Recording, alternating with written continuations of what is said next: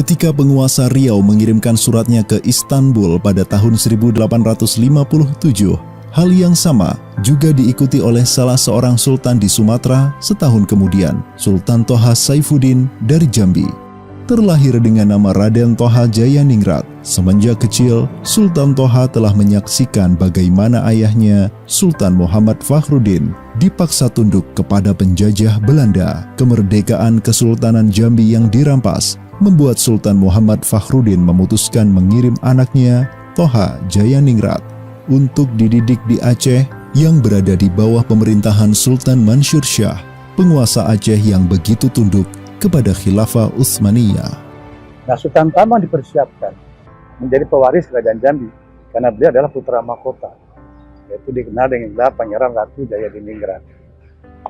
Pada usia remaja, beliau kemudian ditugaskan ke Aceh untuk memperdalam ilmu agama dan juga mempelajari strategi perang. Nah, sampai di Aceh, Sultan Taha diberi gelar Saifuddin. Jadi mungkin dari Raden Taha Jayaningrat yang menjadi Taha Saifuddin. Nah, Saifuddin itu artinya ya adalah pedang agama. Jadi memang beliau dapat ilmu agama di Aceh, belajar strategi perang dan mungkin lebih mematangkan dalam segi politik. Ketika Toha Saifuddin naik tahta menjadi Sultan Jambi pada tahun 1855, ia menolak tunduk kepada kafir penjajah Belanda. Hal ini membuat Belanda berang sehingga mereka menginvasi Jambi dan menjatuhkan Sultan Toha dari kekuasaannya. Sultan Toha yang digulingkan tidak gampang menyerah dan ia bertekad untuk melawan Belanda sampai titik darah penghabisan. Sebagaimana Sultan Mansur Shah dari Aceh, dalam kondisi ini, Sultan Toha tidak melihat sumber harapan dan bantuan kecuali kepada imam dan perisai kaum muslimin yang satu, Khilafah Utsmaniyah. Sultan Toha Saifuddin mengirim surat ke Khalifah Abdul Majid pertama di Istanbul pada 1 Juli 1858 dan di dalamnya ia berkata,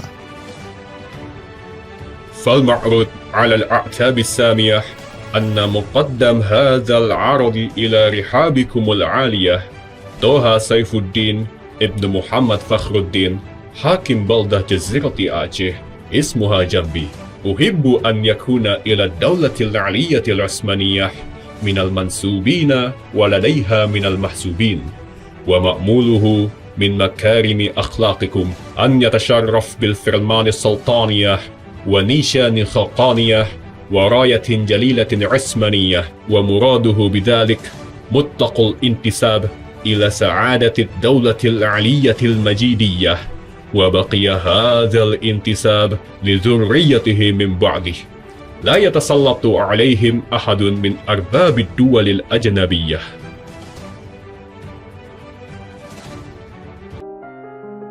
Di Jambi, Sultan Toha Saifuddin masih tegar dalam melawan kafir Belanda dan ia tak pernah berhenti mengharapkan pertolongan dari Khilafah Utsmaniyah.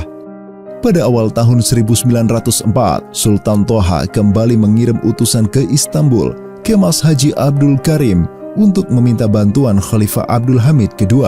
Tanpa diduga, ketika utusannya sedang dalam perjalanan ke Istanbul pada April 1904, pasukan Belanda berhasil menyergap Sultan Toha dan membunuhnya di pedalaman Jambi.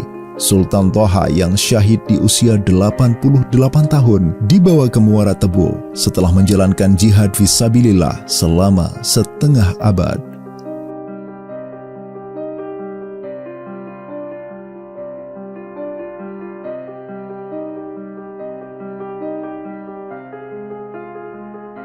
Sementara itu, di Istanbul, utusan almarhum Sultan Toha ke Mas Haji Abdul Karim berhasil menyampaikan suratnya ke hadapan Khalifah Abdul Hamid II.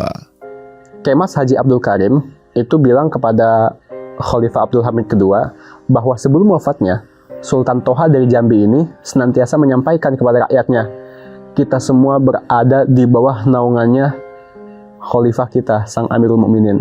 Insya Allah, kita semua itu akan mendapat kabar bagus dari paduka kita yang mulia, Sang Khalifah Amirul Mukminin. Tentu saja, Sultan Abdul Hamid itu sangat tersentuh ya ketika mendengar betapa Sultan Toha itu teguh dan husnuzon kepada Khilafah Utsmaniyah.